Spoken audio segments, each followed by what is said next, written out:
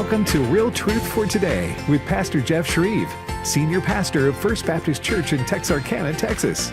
Now, here's Pastor Jeff. Good morning and welcome to Real Truth for Today. Pastor Jeff Schroeder here.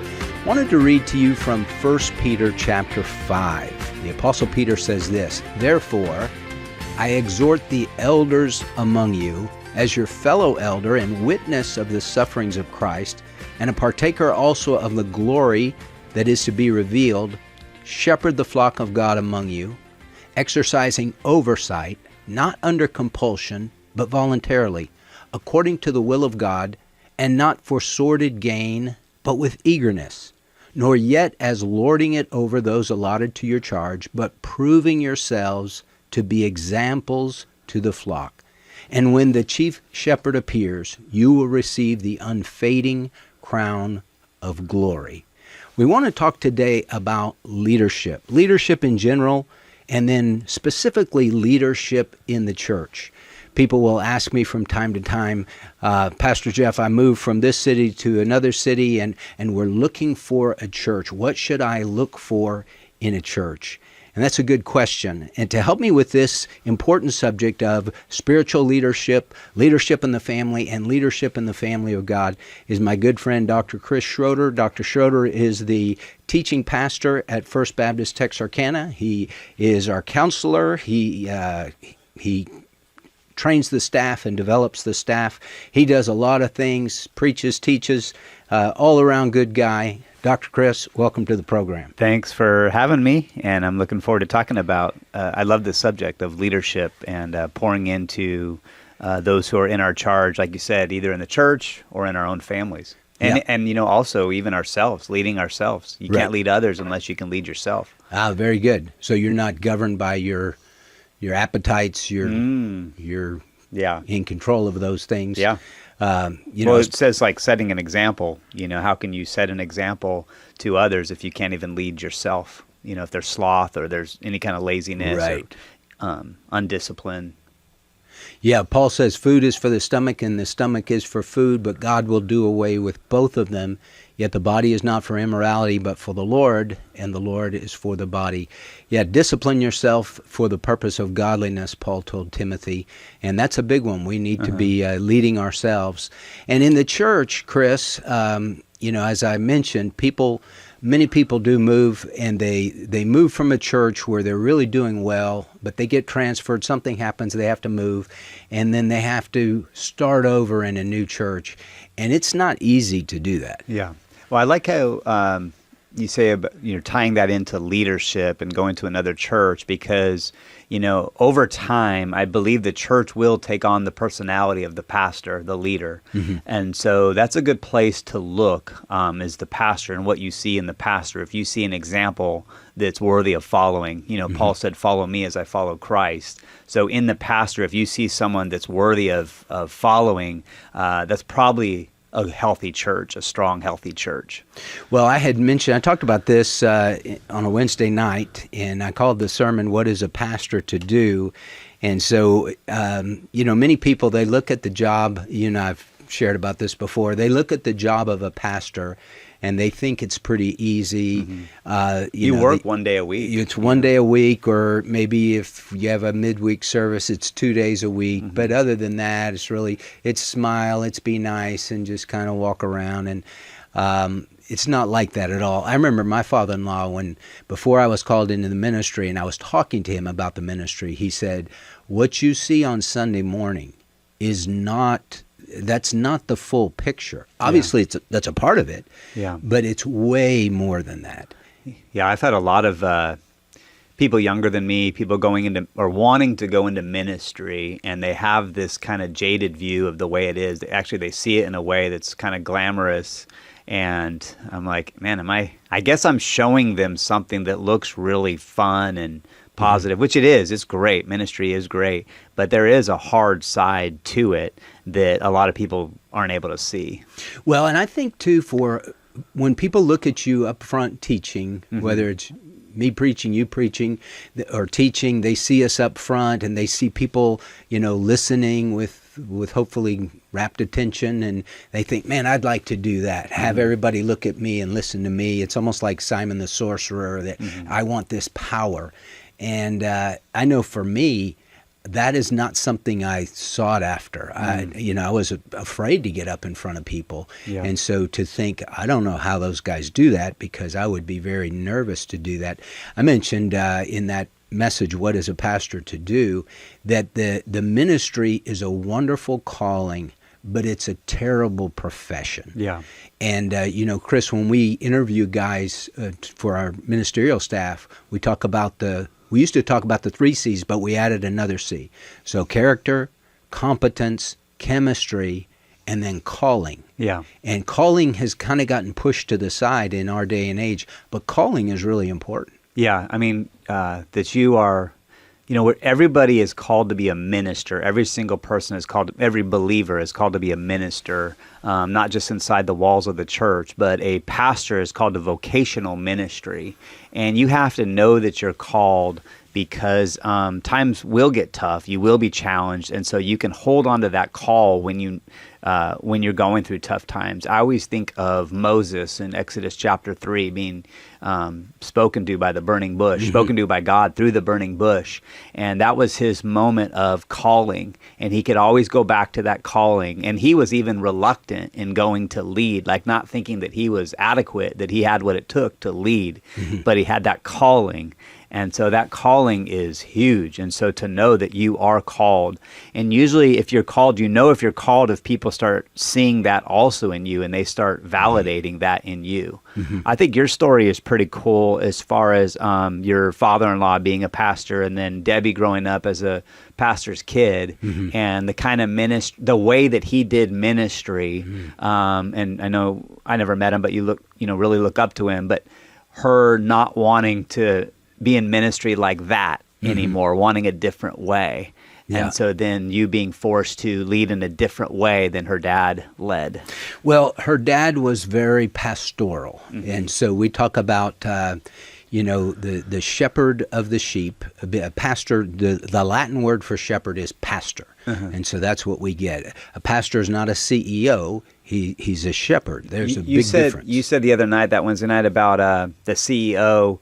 The word that I remember is like a rancher. Remember when that was popular? Like in the church growth movement, it was like a shepherd versus a rancher. And so pastors were being told to be a rancher, which, whatever that means, it kind of means like CEO, like you're the CEO of the church, like you're running a business, And even, shepherds can have large flocks. But normally, as the church grows, you have to have help. And one guy can only do so much. And so we're blessed at our church where we have a number of elders, number of pastors, number of overseers that are doing the ministry. And then you get everybody's gift mix. Yeah. And so somebody that is gifted in a way different from me, then he's added to the team, and he can shore up what was a weak spot. Yeah. So you and I we're similar in a lot of ways, but we're different in a lot of ways too. And we talk about often, about drains and fills. Yeah. And so you want to get it when you're operating in your spiritual gift.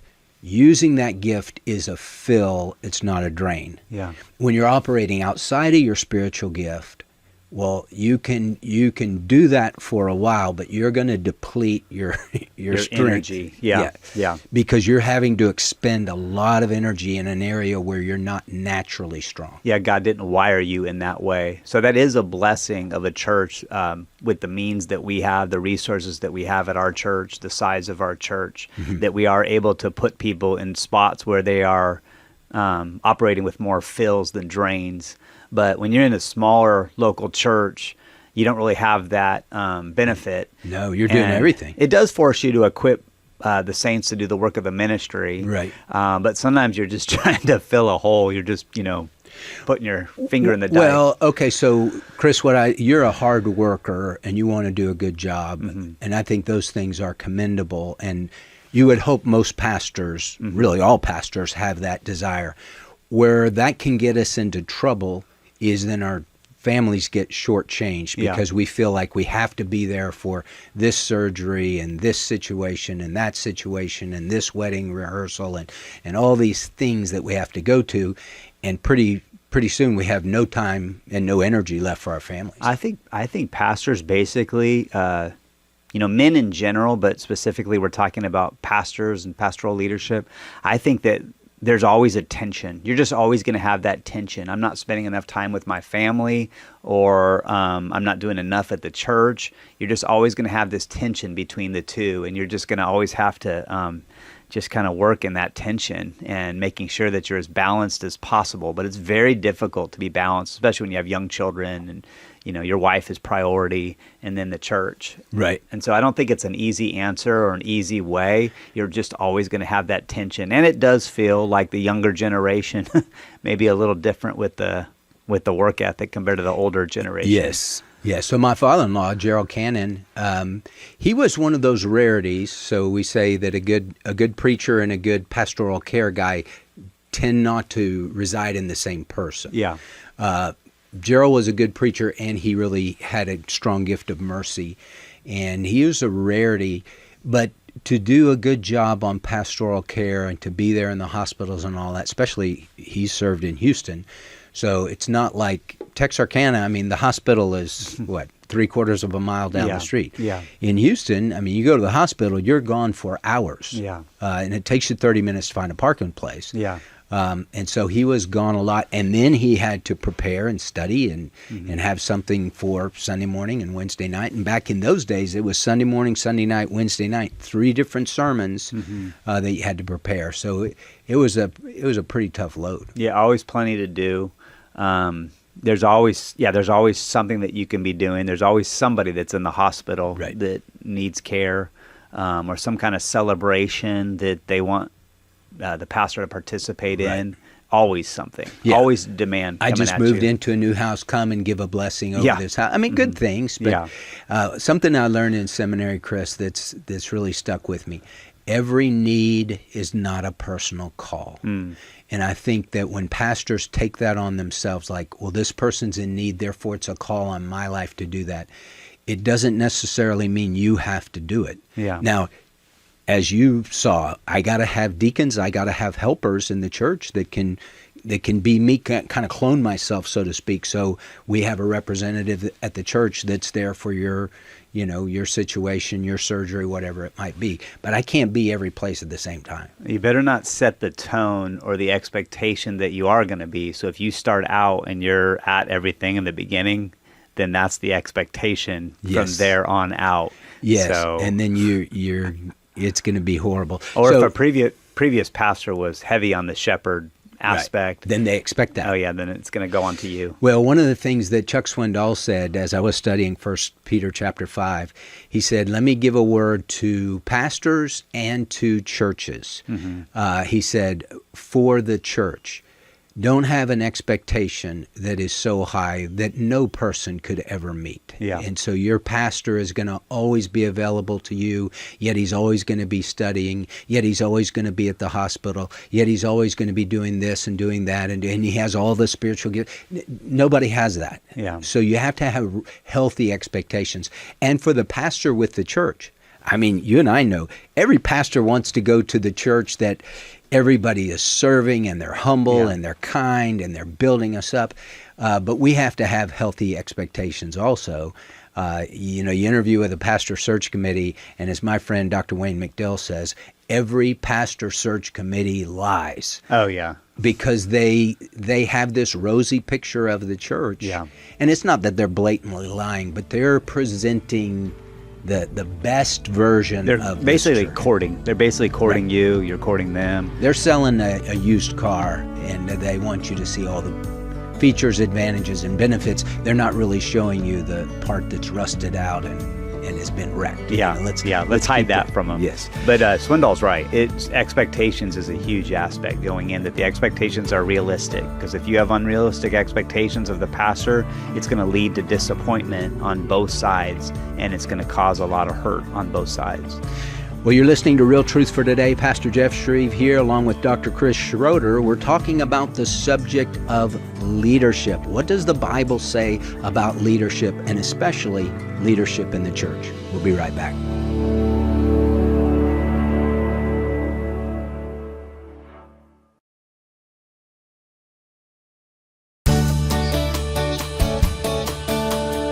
This is Real Truth for Today. Podcasts of the program are available on the podcast page at afr.net. Now, back to Pastor Jeff Shreve. Welcome back to the program. Pastor Jeff here with Dr. Chris Schroeder. We're talking about the important subject of leadership.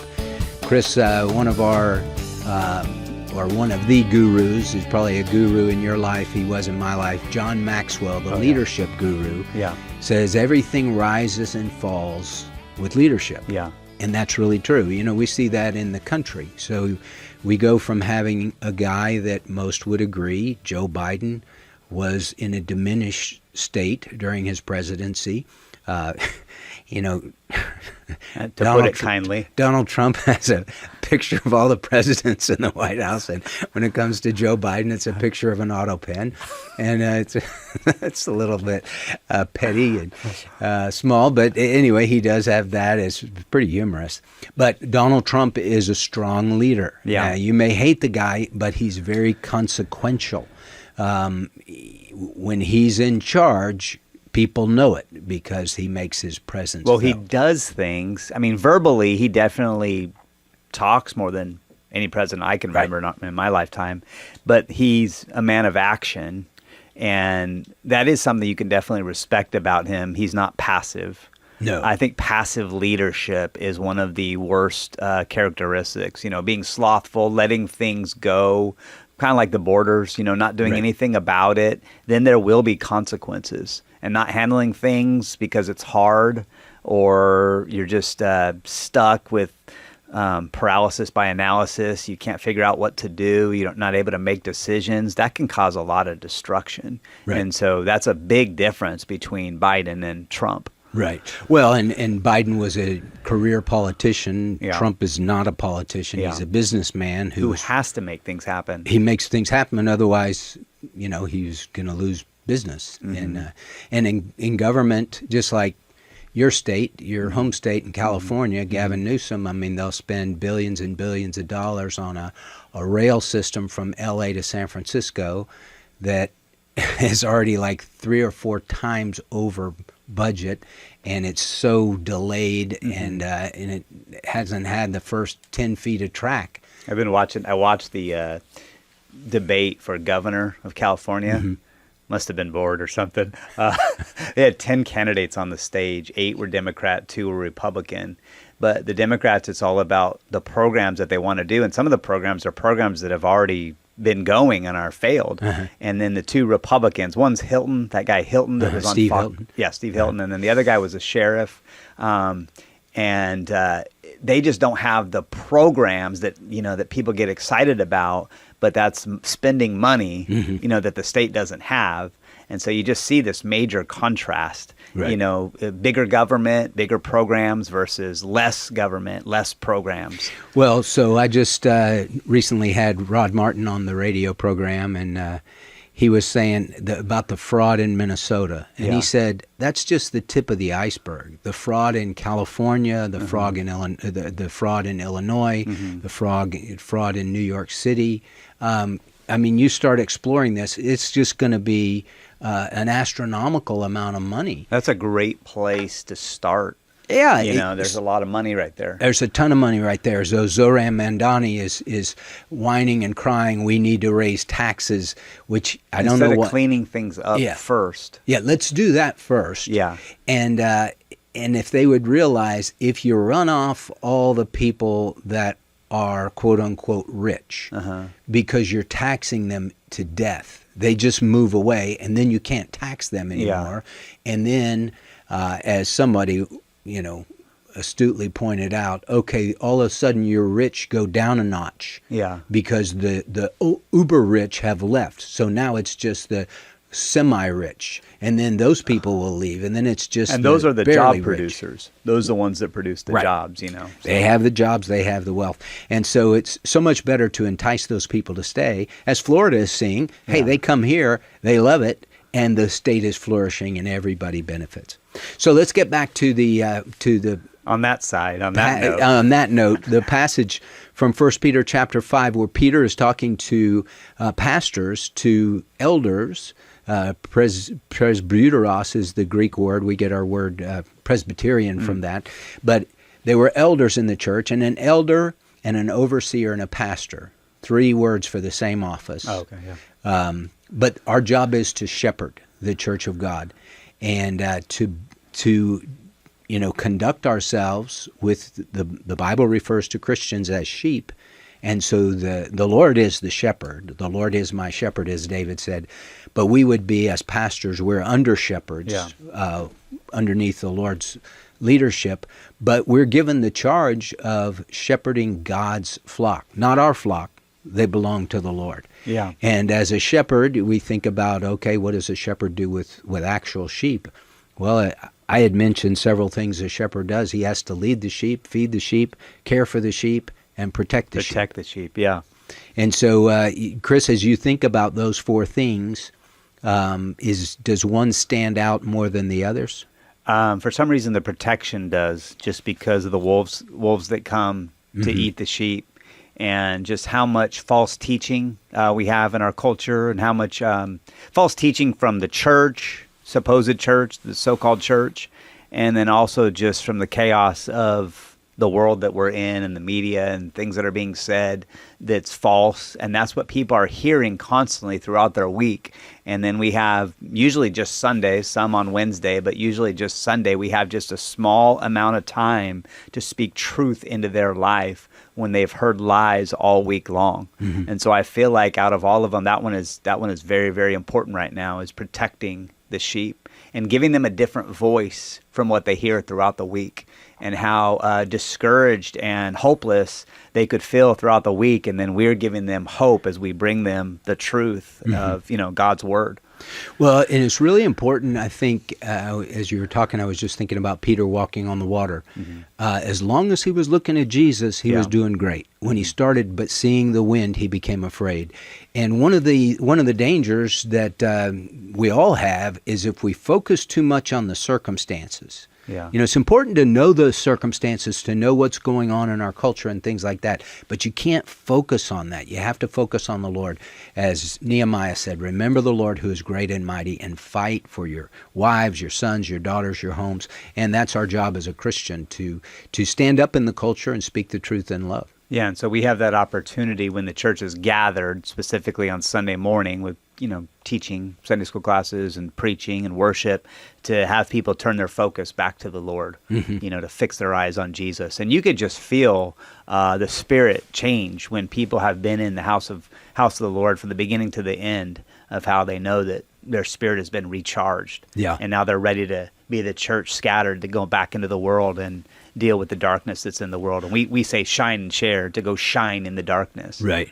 Okay, Chris, let me ask you this. When you were pastoring in Kansas City, and you see these guys talk about all these leadership principles. I mentioned Bill Hybels. He was kind of the Christian leadership guru, along with John Maxwell. He's writing all these books. He's having all these conferences. And you see the success of Willow Creek, and you're just like, it's hard not to want to. Whatever he's doing, I want to do. Whatever Rick Warren's doing, I want to do that too. Yeah. It's one of those things. It's like, yeah, but how has that played out over time?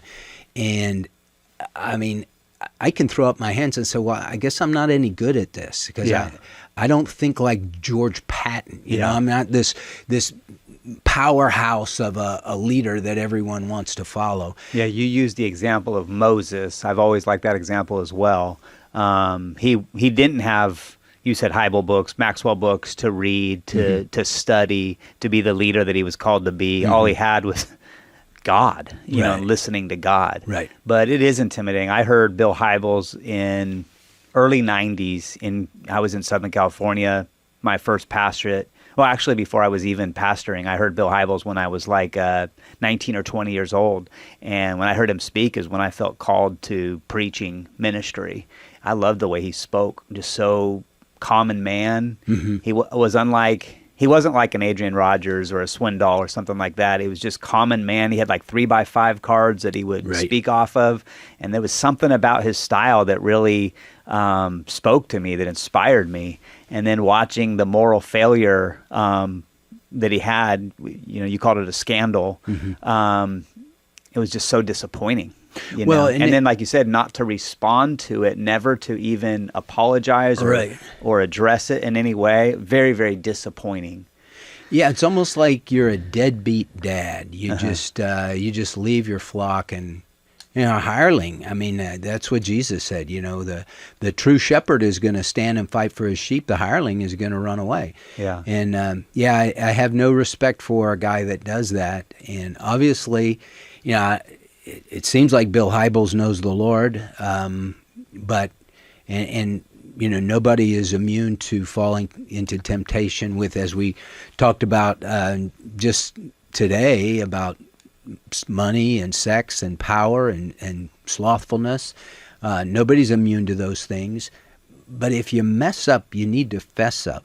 And if you mess up publicly, royally like that before the whole nation, and really he had a worldwide ministry, it seems to me at the bare minimum you have to have some kind of a written apology, or better yet, like as Tiger Woods did, got up in front of the cameras and confessed his sin to the world. And as a non-Christian, he wasn't asking people to pray for him, but he was owning his sin. Now, John Maxwell, to my knowledge, never had any kind of moral failure or scandal. He was huge in the church world during the church growth movement. I used to go to his church in San Diego, Skyline Wesleyan Church, and it was like, man, it was a big show. And you talk about excellence, like everything was done with excellence. But I read all his books, listened to his cassette tapes, Yes. But I was disappointed when he left the local church. I was like, this guy's a pastor in the trenches. Yeah. And he left the church. Even later on, Francis Chan did the same thing. They left the local church for another ministry. It always kind of disappoints me because I have a lot of respect for those who stay in the church and believe that that's the greatest calling, to be in a church. Right. But Maxwell felt like his leadership would be more influential outside of the church. And he has lasted. He still does podcasts and leadership things and writes books. Yeah, and when you think of a guy like John MacArthur, who's in heaven now, but just stayed in the church. Stayed in his church pulpit for over 50 years. Yeah. Chuck Smith, I mean, he was a pastor. Swindoll. Yeah. Chuck probably lost some momentum when he went from California to Texas. Oh, Swindoll. Yeah. Yeah. As opposed to John just staying at the same church Yeah. for all those years. Yeah. I mean, that is interesting, though, because he went from E.V. Free Fullerton to the seminary. They really wanted him at DTS. Right. And then he had a lot of success. He changed things a lot there. And then everything that he did. He missed the pastorate. But everything he did was all God. He never pushed a door down. It was always God opening a door and leading his path, leading him to the next step. And even that church in DFW, Frisco, right? Yeah, Stonebriar. Stonebriar. Even that church did well. It's like all those ministries had great success. Well, in my opinion, Chuck Swindoll is one of the greatest preachers. Yes, he's fantastic. He had depth. He had humor. He was humble. He was so relatable and real. He just had. I love listening to. Have Chuck you ever Swindoll. heard his testimony, his childhood testimony? Mm-mm. His dad didn't really like him. Really? He had a brother and a sister that were very loved. Of course, Lucy Swindoll, very, very loved. But he never felt love from his dad. Specifically his dad, but really his parents. It's like they didn't really want him. And they never spoke positively into his life. Wow. Didn't even show up at his graduation. Goodness. Yeah. I've watched a lot of his testimonies. Yeah, that's horrible. Yeah. Well, He had other people come along from the church body that began to speak into his life and saw things in him. Even when he was a Marine, there were Christian men that came alongside and helped him to start memorize verses and saw that he should be a pastor. Oh, wow. That would be a deep wound. Those father wounds, they run deep, and it's something that we all have that to a certain extent, and we give that to our kids, not on purpose, but just we're imperfect parents. He doesn't show bitterness when he talks about it, but pain. But not bitterness, but definitely pain. Yeah. Debbie and I recently watched the documentary on Burt Reynolds. It's called I Am Burt Reynolds. And that was one thing that even Lonnie Anderson, his wife, she said his parents didn't ever hug him, didn't didn't really talk to him that much. They just were into each other, but not into their son. And Bert had the statement. He said, as a kid growing up, I would have killed to have had a hug from my dad. Yeah. And his dad finally told him at the very end of his life, right before he died, that he loved him and he was proud of him. That's good. And so he finally got that, but he got that as a man in his 60s. Yeah, that's incredible. Yeah. So the pastor, he is to lead, he is to feed, he is to care for. Now, one of the things, Chris, we talk about caring for the sheep and feeding the sheep. Obviously, feeding the sheep provides a lot for them. That's a part of care. But then to be there to treat their wounds and affection for the sheep and those kinds of things, that's inherent in being a pastor. You have to care about people. Yeah. That's the number 2 commandment, to love your neighbor as yourself. And so we're up against a break, but you've heard that some pastors, the people make the comment, I don't think he likes people very much, which is what a horrible thing to say. And if it's accurate, it's even more horrible that would be the case, that a pastor wouldn't care about the people. You're in the business of people, pointing people to the Lord, but it really is the people business more than anything else. And an introvert, by the way, still loves people. It's just that they're not energized by people. It's all an energy issue. Right. So there can be introverts that love people. It's just that they get drained, and have to get refilled. And I think that we have to really watch that. I'm naturally introverted, but you have to push yourself out there to be successful in ministry. Yep. Well, you're listening to Real Truth for today. We're up against a break. We have Pastor Jeff Shreve here talking to Dr. Chris Schroeder. We're talking about the subject of leadership. We'll be right back.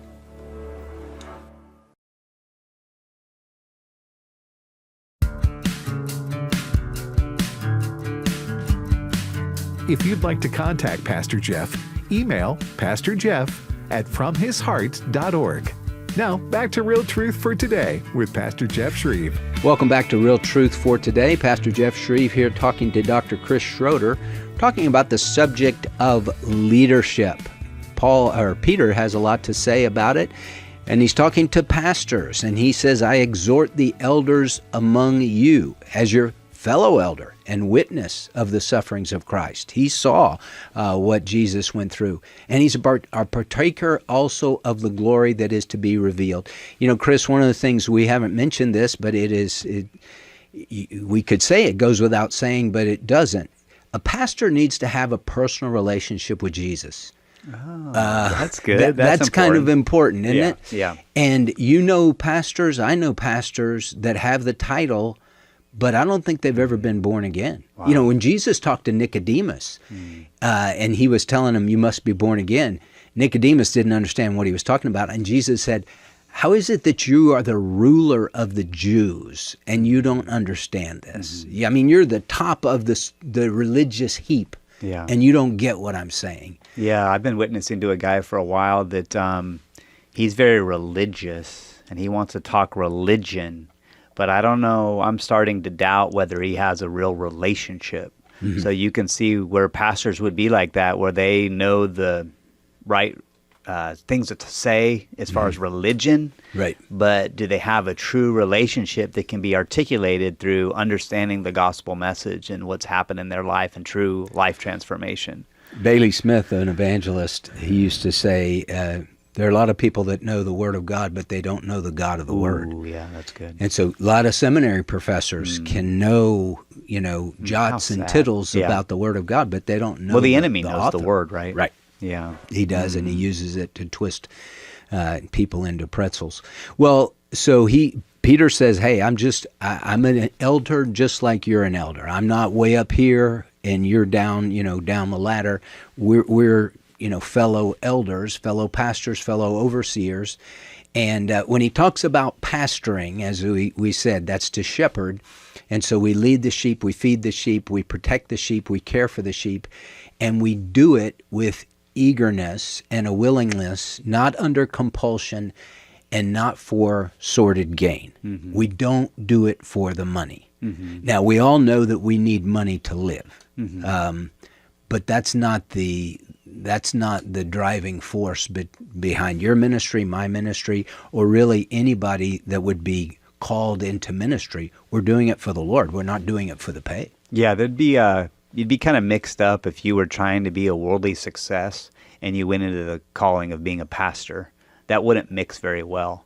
And I think that does happen. And maybe you see those mega church superstar pastors and wanting to be like that, wanting to be like them or have a ministry like them. The biggest pitfall is when you start comparing. You start comparing yourself to other pastors and your church to other churches.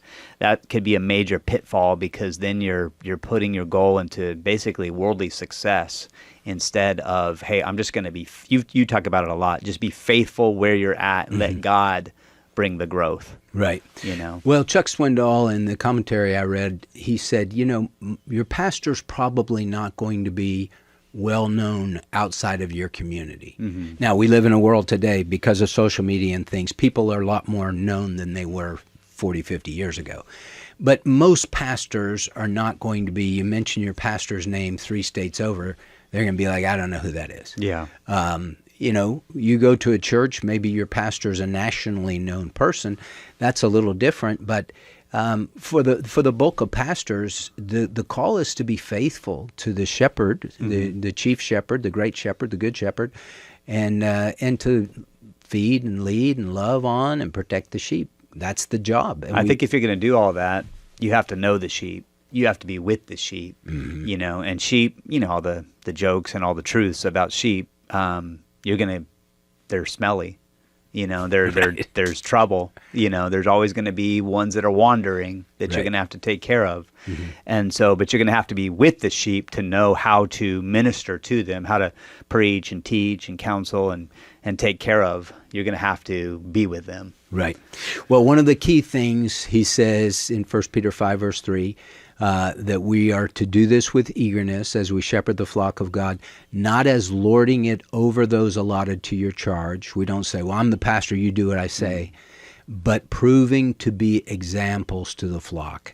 And if nothing else, a pastor, a staff member, a deacon, really anybody who names the name of Christ, you're to be an example. Mm-hmm. To other people. You're to be example to Christians. You're to be an example to unbelievers. This is what it means to walk with God. Yeah, so there is definitely a higher standard than everyone else. So when you have that calling, you are now called to a higher standard.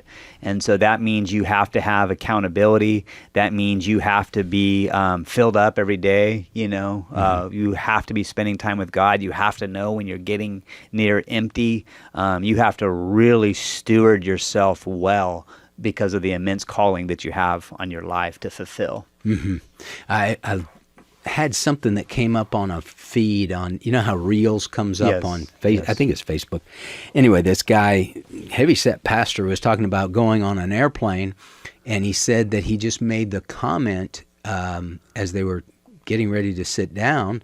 He made a comment to the stewardess that these seats are really small. She said, well, you could lose weight. And he said, well, yeah, and you could be prettier. And he said, when you fell out of the tree, you hit every branch. Wow. And she said, well, I never. And he said, well, you have now. And he was just very sharp-tongued and very rude to her. And he said when he was putting up his bag in the overhead compartment, some of his tracts fell out. Oh. And the people saw that he had these gospel tracts. Not a good witness. A terrible witness. And to his credit, he said the Holy Spirit convicted him, which is like, I would think so. That was terrible what you said. But he went and talked to that lady, and he apologized to her. Mm-hmm. And he said, I was so wrong. Please forgive me. And she said, in all my years, I've never had anybody do that, apologize to me like that. Okay. And so it ended on a positive note. Yeah. But, one of the things that I say this a lot to myself and to our staff and to the church is we need to be careful, because everywhere we go, especially in Texarkana, Texas, people will know you, and they won't tell you that they know who you are. They know where you go to church. They know you're the pastor. You're on staff here. And they're looking to see, how do you interact with people when you're away from the church? Are you kind? Mm-hmm. Are you compassionate? Are you loving?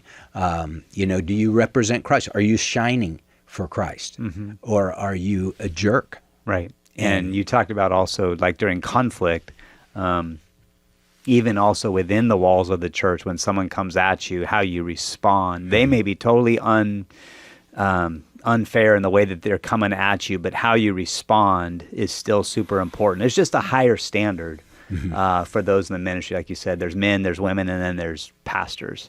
And so there is a higher standard, which I think we should say, Pastor Jeff, that people listening to this program, so maybe you're not a pastor and you're listening to this program, your pastor needs your support and encouragement, and they need to be shepherded as well. Pastors need to be shepherded by the church.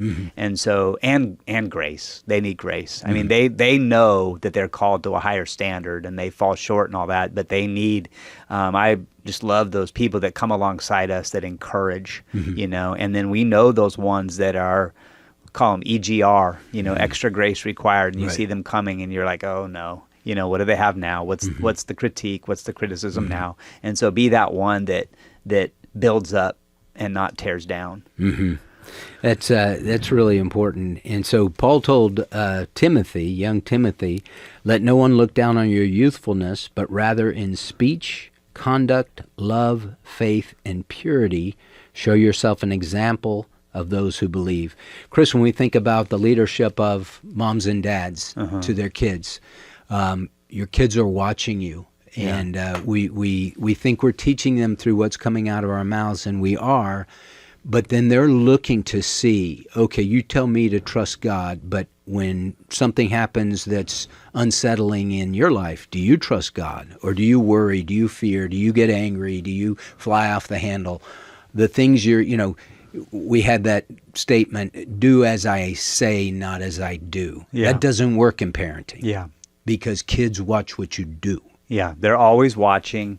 And then sometimes you see that, okay, good, they're catching some good things also, not just negative. We have a 9-year-old who the other morning was real stressful, chaotic. The garage door broke, and they had testing that day, and they were trying to get to school. They were late. Everyone was stressed out and on each other. And then Emma, our 9-year-old, said, I think we need to pray. And then she prayed, and it's like, wow, where'd that come from? Yeah. So you love those moments. Sure. So they are watching closely everything about us and the way that we conduct ourselves, not in good times, but in the bad times, in the hard, stressful times. Well, and you think about it too, Chris, for pastors and church leaders, if you take all the burden on yourself, we're commanded in Scripture, cast your burden on the Lord. It's His church. It's not our church. Yeah. It's His church, and He's responsible for the church. We don't own anything. We're just managers. We're stewards of His things. We want to do a good job.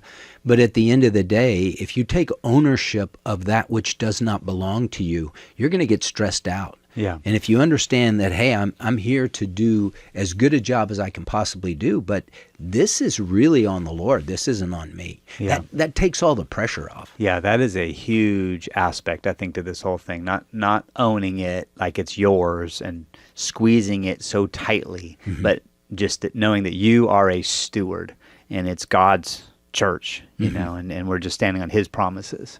Well, I love what it says in the book of Acts as Peter or as Stephen is preaching, and he's talking about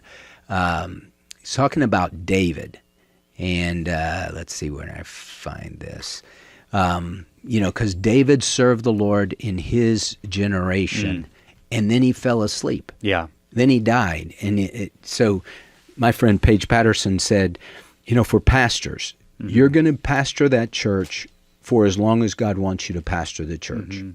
And then you're going to move on and you're going to pass the baton to somebody else. Yeah. And so you're just a parenthesis in the life of the church, and then God moves on to the next guy. It was Moses, and then Moses died, and then the baton went to Joshua. Unless you planted the church, there was a history before you, right, good and bad things, and there will be events after you, good and bad. So you're just a part of that. If a church is an organism, not an organization, it's growing, it's got its own lifespan. You're just a part of that, just to be used by God. Mm-hmm. Yeah, and so I think it's important for us to remember, because the church belongs to the Lord. Jesus said, upon this rock, I will build my church. He didn't say, I will build your church, or you will build my church. I will build my church, and the gates of hell will not prevail against it. We have the privilege as guys in the ministry to be a part of that. And if you're a leader in the church, a deacon, a Sunday school teacher, somebody that's looked up to in the church, somebody with a lot of influence, you're part of that. You're part of the leadership of the church. You want to make sure this isn't about me. This is about Jesus. And motives, we talk about motives. A pastor has to constantly check his motives. What am I doing, and why am I doing what I'm doing? With my father-in-law, he got a lot of strokes on the pastoral care side, probably more so than on the preaching side, although he was a strong preacher. We tend to gravitate to do more in those areas where we're getting a lot of accolades and praise and things like that. And I think pastors kind of come in full circle. They can fall prey to that. So the more time I spend at the hospital, the more time I spend with a grieving couple, the more time I spend in pastoral care things, the more people talk positively about me. I'll just do more of that, because nobody seems to be all that jazzed about my sermons. And then sermon prep goes down even more. Well, you said one of those areas, that Peter said was feeding the sheep. And so, thinking about like you're growing up and you're being healthy, and your mom taking care of you, and she put vegetables on the plate. She fed you to be healthy. You didn't look back and go, thank you, Mom, for all those years of feeding me vegetables and giving me the vitamins that I need. But you did need that. That's very, very healthy. And so I think that's a good reminder to pastors, just to feed the sheep. And there is a product of that over a long period of time. You talked about MacArthur. That's what I'm so impressed about his ministry, is over a long period of time, him feeding the sheep, there's great byproduct of that. So care for the sheep, but don't forget to also feed the sheep, the truth. Well, and don't water it down. Don't skirt the truth. Right. And challenge them to walk on the high places, as Habakkuk says. He has made my feet like hinds feet, and makes me walk on my high places. And so God has created us as believers and as children of the King to walk on those high places, not to live under our circumstances, but to rise above our circumstances as we trust the Lord, and to do it with a right heart, right motive. So at the end of it all, we can hear the Lord say, well done, my good and faithful slave. Yeah. Well, we've been talking about the subject of leadership. Dr. Chris Schroeder has been my guest today. Hey, maybe this is a program that you need to share with your pastor to just be an encouragement to him. You can always go to afr.net and find out more about this, or go on YouTube to Real Truth for Today, and you can share this program, the video of this program. Hey, go out today, shine for Christ, share what great things the Lord has done for you, and God will use you as His witness. God bless you.